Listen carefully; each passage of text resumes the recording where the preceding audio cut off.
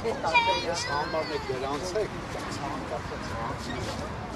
հարևանը տեկի ակցիա է անում, ասա հարևանը եկել ակցիա է անում, եկել եմ կողը տեսքի։ Հարևանը ոչ միայն իմ հարևանն է, այլև իմ կարծիքով ազգային հերոս է, որովհետև ամենածանր պահերին Արցախում ամենադաժան տեղերում է կռվել։ Պարոն Հոխիկյան, այսօր ազգային ժողովում տեղի էր ունենում քաղբանտարկյալների վերաբերյալ լսումներ, որին դուք ևս մասնակցում եք, կխնդրեմ ձեր տպավորությունների մասին խոսել եւ այս լսումները ինչ ազդեցություն կարող են թողնել առաջիկայում։ Գիտեք, ընդհանրապես նորմալ երկրներում, քաղաքակրթական բարձր արժեքներ հարող երկրներում խորհրդարանական լսումները, որին մասնակցում են ոչ միայն падգամավորները, այլև քաղաքացիական հասարակությունը, դա շատ կարևոր է, որովհետև այսպես ասենք ժողովրդի ձայնն է դա։ Բայց հաշվի առնելով, որ Հայաստանում ցավոք սրտի, իհարկե մեր երկիրը քաղաքակրթական երկիր է, մեր երկիրը հնագույն արժեհամակարգ ունեցող պետություն է, բայց ցավոք սրտի ժամանակավորապես ունի ոչ քաղաքակրթական կառավարություն կամ թուրքական քաղաքակրթությունը կրող կառավարություն, ապա ազդեցության առումով առանձնապես մեծ սպասելիքներ չունեն։ Այլ հարց է, որ սա լավ հնարավորություն է, որպեսզի այսպես ասենք ազգային ուժերը, որպեսզի այն քաղաքական ուժերը, կուսակցությունները, գործիչները անհատ եւ ոչ միայն քաղաքական, հասարակական, մշակույթի եւ տարբեր կարողանան համախմբվել, միախմբվել մեկ վայրում, խոսել իրար հետ, անկախ իրենց քաղաքական հայացքներից, անկախ իրար նկատմամբ լավ կամ վատ վերաբերմունքից եւ կարողանալ ընդհանուր ճանապարհ գտնել հրեշի դեմ պայքարում, որովհետեւ միայն այդ տարբերակն է, որ հնարավորություն է տալիս հաջողության հասնել։ Այլապես տեսեք, կարող են ասենք ինչ որ մի գործիչ կամ մի քաղաքական ուժ կարող է որոշել, որ ինքը կարևոր է մասնակցությունն է ձևով գնալ, ասենք ընտրությունների հավաքել 0.5% եւ ասել սա իմ քաղաքական ինչ որ ճանապարհի սկիզբն է, բայց դա կարող էր արդարացված լինել այն դեպքում, երբ որ ասենք Հայաստանը լիներ, ասենք 2015, 16, 17 թվականներին, թեկուզ 18 թվականներին։ Այսօր, երբ յուրաքանչյուր մեկ մարդու ձայնը ճակատագրական կարող է լինել, պետք է շատ խնամքով վերաբերվել ընտրություններին եւ ընդհանրապես քաղաքական պայքարին պետք է շատ խնամքով զգուշորեն վերաբերվել եւ կարողանալ եսը զոհաբերել հանուն մենքի։ Մեր քաղբանտարկյալները Հայաստանում եւ Ադրբեջանում իրենց եսը զոհաբերել են հանուն մենքի, որովհետև նրանք էլ բնականաբար ունեն ընտանիքներ, սիրելի մարդիկ, հարազատներ, աշխատանք, ի վերջո ազատությունը ամենակարևոր բանն է, բայց նրանք իրենց ազատությունը զոհաբերել են հանուն նրա, որպեսզի մենք ունենանք լավ պետություն, ազատ պետություն, ուժեղ պետություն։ Եվ այստեղ մենք պիտի այդ ամեն ինչը հաշվի առնենք։ Հույս ունեմ, որ գոնե մի 30%-ը այսօրվա ներկաների, չեմ ասում բոլորը, գոնե մի 30%-ը իր մեջ ուժ կգտնի եւ կգնա այդ ճանապարհով, այսինքն կկարողանա իր եսը զոհաբերել հանուն մենքի։ Ես ներկայացնելով Հայաստանի դիվանագիտական հիմնադրամը իմ ելույթում էլ կոչ արեցի, առաջարկ արեցի, որ մենք, քանի որ ապակուսակցական կառույց ենք, ոչ արեցի մեր հիմնադրամը դարձնել այդպիսի քննարկումների եւ համագործակցության հարթակ։ Եվ ի վերջո մենք պիտի մի քիչ լրջանանք։ Պարոն Հոխիկյան, իշխանության ներկայացուցիչներն ասում են, որ Հայաստանում քաղբանտարկյալներ չկան, բերում են Վարդան Ղուկասյանի օրինակը եւ ասում են, որ փաստացի կաշառքի գործով կալանավորված է եւ նա սխալ է գործել, որի համար պատժվում է եւ քաղբանտարկյալ չէ, այդ թվում նաեւ սրբազան պայքարի գործի շրջանակներում կալանավորված այս մարդկանց ասում են, որ նրանք քաղբանտարկյալներ չեն, այդ դեպքում ովքեր են նրանք։ Տեսեք, Հայաստանի Հանրապետության այսօրվա կառավարությունը, սկսած Նիկոլ Փաշինյանից եւ ավարտած մյուս բոլոր պաշտոնյաներով, պատգամավորներ իշխանական։ Իրենք այս պահին սահմանադրական կարգի տապալմամբ են զբաղված։ Ինչու՞։ Որովհետեւ սահմանադրությունը եւ ընդհանրապես օրենքները շատ հստակ սահմանում են, որ մարդը արդարացի է, մարդը մեղավոր չէ, քանի դեռ դատապարտված չէ, քանի դեռ ապացուցված չէ նրա մեղքը։ Հետևաբար այս համատեքստում ում մեղքն է ապացուցված։ Բագրատ Սրբազանի մեղքն է ապացուցված, Վարդան Ղուկասյանի մեղքն է ապացուցված, ում մեղքն է ապացուցված։ Այն ում հավատանք, այն քննչական կոմիտեին, որը ձայնագրությունները, գաղտնի անօրինական ձայնագրությունները կտրտում, մոնտաժ է անում եւ իր ուզած ձևով հրապարակում է, թե այն վարչապետին, որը WhatsApp-ով է որոշում, ով պետք է աշխատի, ով կարող է մնալ ազատության մեջ, ով ոչ։ Քանի որ խոսեցիք ձայնագրությունների մասին, ուզում եմ դուք եւս մեկնաբանեք, ինչ պատահականության սկզբունքով է այդ ձայնագրությունները հիմնականում հայտնվում իշխանական կամ հենց իշխանամերձ լրատվամիջոցներում։ Դուք ձեր հարցի պատասխանը կարծում եմ արդեն տվեցիք հմտորեն։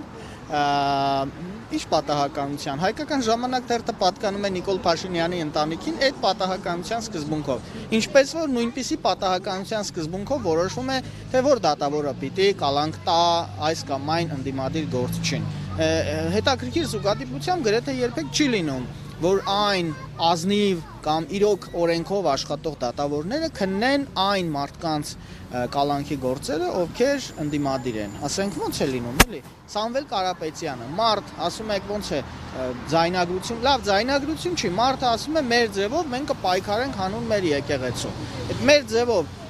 ամեն կերպ կարող ես հասկանալ, ամենասուրբ մեր ձևովից մինչև ամենահանցավոր մեր ձևով։ Հիմա ախր այս մարդիկ էս իշխանությունները, որ ասում եք ինչ պատահականությամբ, ախր նույն ինչպիսի պատահականությամբ, որ իրենք եկել են իշխանության, նույնպիսի պատահականությամբ իրենք մարդկանց են փորձում դժբախտացնել, պետությունն են դժբախտացրել եւ նույնպիսի պատահականությամբ էլ հիմարություններ են անում ախր։ Ախր երբեմն թվում է թե շատ խելացի են, բայց տեսեք Սամվել Կարապետյանին իրենք օրինակ կալանավորելով ստեղծեցին իրենց կամքից անկախ ստեղծեցին մի ուժ մեր ձևով շարժումը, որ այսօր մեծ արագությամբ թափ է հավաքում, որ այսօր ժողովրդի են հատվածը, որը ատում է իշխանություններին կամ առանձնապես լավ չի տրամադրված նախկին իշխանությունների նկատմամբ, ամբողջությամբ գնում է դեպի մեր ձևով շարժում, որտեղ գիտի, որ այս մարդիկ ոչ նախկին են, ոչ ներկա են, բայց այդ ամեն ինչի հիմքը դրեց Նիկոլ Փաշինյանը իր պատահական հիմարություններով։ Այս պատահական։ Պարոն Հոխիկյան, Ադրբեջանի հետ Հայաստանի իշխանությունները բավականին ասեմ մտերիմ հարաբերություններ են փորձում ձևակերպել։ Օրեր առաջ քաղաքասարակության ներկայացուցիչները վերադարձան Բաքվից, նրանք բավականին տպավորված էին իրենց այցից, հաջորդ ասուլիսի ժամանակ փորձեցին իրենց այս տրամադրությունները փոխանցել, ասացին եւս մեկ անգամ նշեմ, որ բավականին տպավորված են ցավոք սրտի կամ չեն ուզել կամ ուղղակի օրակարգում չի եղել Բաքվում գտնվող մեր գերիներին տեսակցելու այս հարցը հայերը գտնվել են Բաքվում եւ չեն տեսակցել իրենց հայրենակիցներին։ Սա ինչի մասն է խոսում։ Իրենց այնտեղ լինելուց առաջ նաեւ ի պաշտոնի ազգային անվտանգության ծառայության տնօրենն էր Բաքվում, հիշում եք, եւ նա էլ չտեսավ։ Ինչու չտեսավ։ Որովհետեւ իրենց խնդիրը այդ մարդիկ չեն, ավելին ասեմ, այն մարդիկ, ովքեր թույլտվություն կամ ցանկություն են ստանում գնալ Բաքու, հիմա դրանք Հայաստանի կառավարության սիրելիներն են կամ կառավարության անդամներն են։ Իսկ այդ մարդիկ բացարձակ ազգային մտածողություն չունեն։ Իսկ ովքեր են այսօր Բաքվում կալանքի տակ, ովքեր ազգային մտածողություն ունեն, ովքեր հավատարիմ են իրենց հայրենիքին։ Ու շատ բնական է, ինչու պիտի այդ մարդկանց գնային տեսնեին, ինչու պիտի պայքարեն այդ մարդկանց ազատության համար։ Ինչու պիտի օրինակ Հայաստանի կառավարության անդամները, ազգային անվտանգության ծառայության տնօրենը կամ ձեր նշած այդ 5-6 հոգին, որ գնացին Բաքու, ինչու պիտի իրենք ձգտեին հանդիպել, ասենք Ռուբեն Վարդանյանի կամ Դավիթ Բաբայանի կամ Արցախի ռազմաքաղաքական ղեկավարության հետ, եթե լավ գիտեն, որ եթե այդ մարդիկ այսօր չլինեին Բաքվում, այսինքն խուսափեին, գիտեք, որ բոլորն էլ Ադրբեջանի ձեռքը ընկել են կամովին փաստացի, իրենք իրենց անձը զոհաբերել են, որպեսզի արցախահայերը կարողանան անվտանգ դուրս գալ այնտեղից։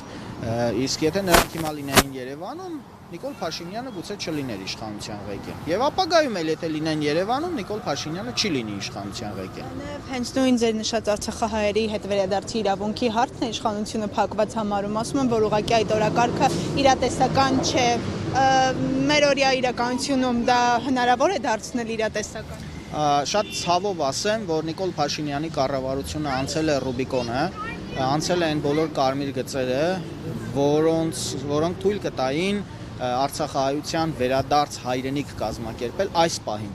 Ընդհանուր առմամբ իհարկե հնարավոր է եւ պետք է, որպեսզի մենք վերադարձնենք Արցախը եւ Արցախահայ մեր եղբայրներն ու քույրերը կարողանան վերադառնալ իրենց ծննդավայրեր, կարողանան Ստեփանակերտը բնակեցնել հայերով, Մարտակերտը, Մարտունին եւ մնացած բոլոր տեղերը։ Բայց չեմ ուզում սին հույսերով մարդկանց կերակրել։ Այս պահին դա հնարավոր չէ։ 5 տարի էլ հնարավոր չի լինի։ Լավագույն դեպքում 10 տարի հետո, դա այն դեպքում, եթե օրինակ 26 թվականին Հայաստանում իշխանության կան ազգային ուժեր եւ կարողանան ակտիվ պայքարել։ Այդ պայքարը պատերազմը չի, էլի հասկանում եք, այդ պայքարը դիվանագիտական պայքարն է, դա միջազգային հանրության հետ ակտիվ աշխատանքն է, այդ թվում նաեւ Ադրբեջանի հետ բանակցություններն են։ Երբ որ Ադրբեջանը տեսնի, որ Հայաստանում կա իրական ազգային իշխանություն, ուժեղ բանակ, ինքը ուզի թե չուզի կգնա բանակցության Հայաստանի հետ։ Իսկ այս պահին թելադրում է, ուղղակի թելադրում է։ Օղիկյան առաջիկա ընտրությունների թեմայի մասին եւս խոսենք։ Այսօր Արման Թաթոյանը, որը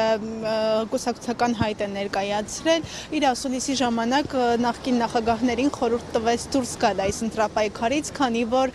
նրանց նախկին լինելու հանգամանքը Փաշինյանին բավականին վրդովեցնում է եւ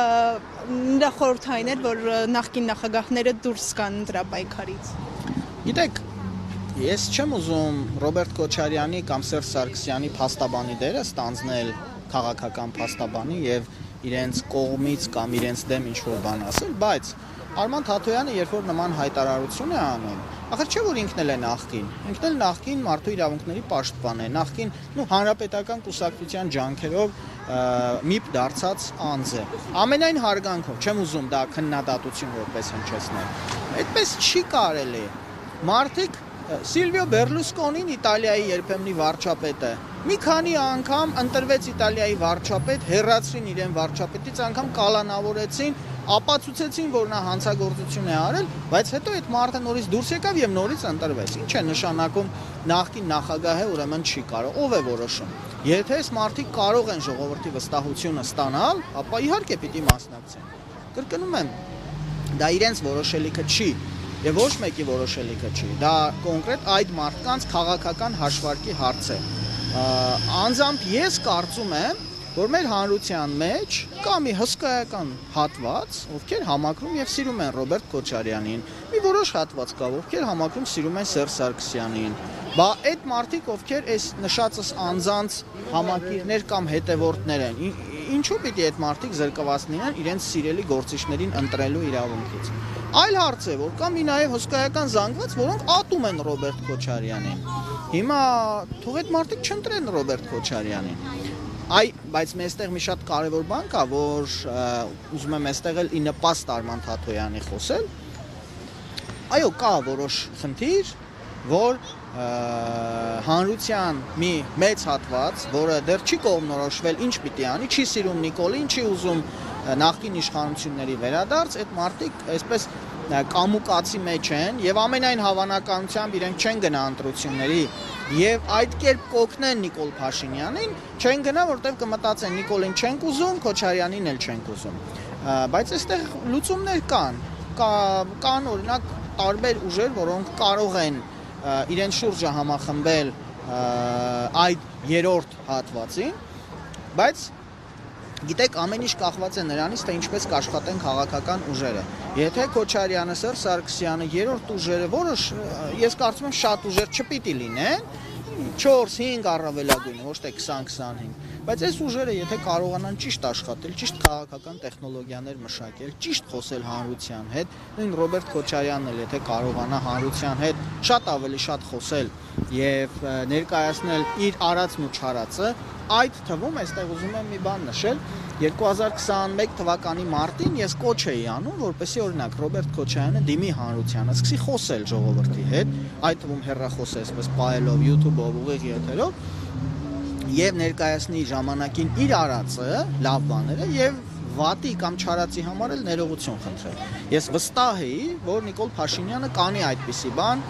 եւ արեց Նիկոլ Փաշինյանը։ Ընդհանուր առմամբ ժողովուրդը սիրում է, երբ որ իշխանության ձգտող մարդիկ ժողովրդից ներողություն են խնդրում իրենց սխալների համար։ Դա նորմալ բան է։ Եվ ուղղակի Ռոբերտ Քոչարյանը կարծում եմ այլ կերպար է, որը չի կարող այդպիսի ինչ որտեղ գուցե հնարավոր է մի քիչ պոպուլիստական տարրեր է պարունակում, Քոչարյանի կերպարի մեջ դա չի մտնում, բայց եթե ես լինեի իրենց տեղի, ես ավելի անկեղծ կխոսեի ժողովրդի հետ, ավելի բաց եւ պարզ կխոսեի ժողովրդի հետ, այդ թվում կխոսեի եւ արածի մասին, եւ չարածի համար ներողամտություն կհայցեի։ Վստահ եմ հայ ժողովուրդը ներելու ընդունակ ժողովուրդ է։ Շնորհակալ։ Ես եմ շնորհակալ։ Tribune-ի հարգելի հետևորդներ, ինչպես տեսակ մենք զրուցում էինք Նաիրի Հոխիկյանի հետ, նա ներկայացրել